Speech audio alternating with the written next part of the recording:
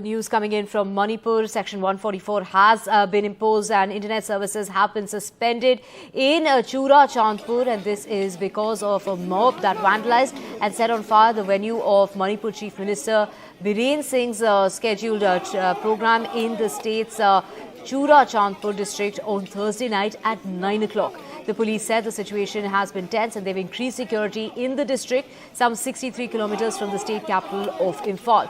Mr. Biren is scheduled to inaugurate a gym and a sports facility at the district, while civil society groups have also called for a total shutdown in Churachandpur as a mark of non-cooperation with the then government. The police quickly swung into action and dispersed the mob, but not before the venue was damaged with hundreds of burning chairs. Visuals of the incident show huge crowds breaking chairs and damaging property inside a hall where Mr. Singh is scheduled to visit today. They also set on fire sports equipment and the grounds where the event will be held.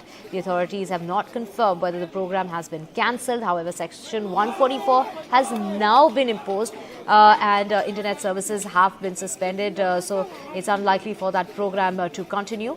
The protest was allegedly led by Tribal Leaders Forum, which has been objecting to the BJP government survey of reserved and protected forests and similar areas like wetlands. The forum alleged that the state government has demolished churches with absolutely no consideration and respect for something which is deeply sacred. They're calling for a complete ban. My colleague Ratnadeep has the details.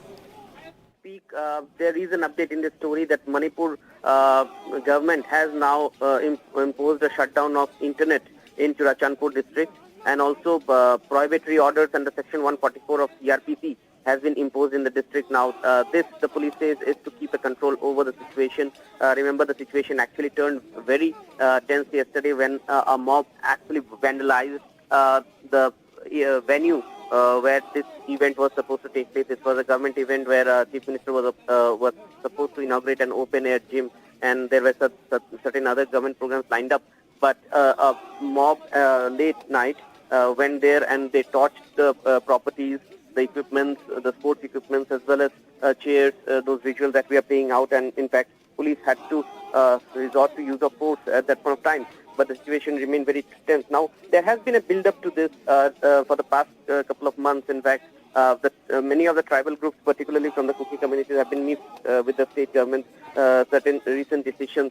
In one hand, in the hill areas of Manipur, the state government for the last 1 year has been, running a campaign which they call a war against drugs, where illegal poppy cultivations were destroyed, and but the allegation is that in the name of the war against drugs, many tribal people were harassed by the state police. So there has been an allegation. There has been certain evictions from some in the hill areas from the tribal villages, which the state government had claimed that those evictions were because those were encroached. The land was encroached upon, and that was also a bone of contention. And then recently, the Manipur government actually decided to come out of the tripartite ceasefire agreement with several tribal militant groups, including the Kuki group. This also has been a reason of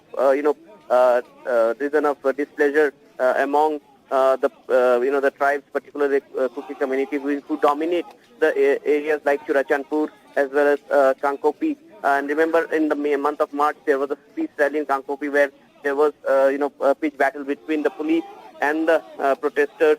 And on top of it, in fact, recently the state government actually, in 3 locations, had demolished 3 churches. Now, this, in fact, the protesting groups in the press release that they had sent out yesterday had mentioned about it. They're saying that this, demolition of church has hurt their religious sentiments. However, this demolition, the state government says that this demolition has taken place only after a High Court's order and in line with the Supreme Court order that in government land you cannot have religious structures.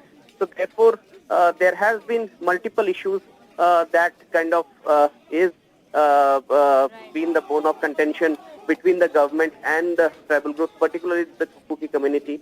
And therefore, it seems now people are miffed. And however, no organization has taken responsibility of what has happened last night.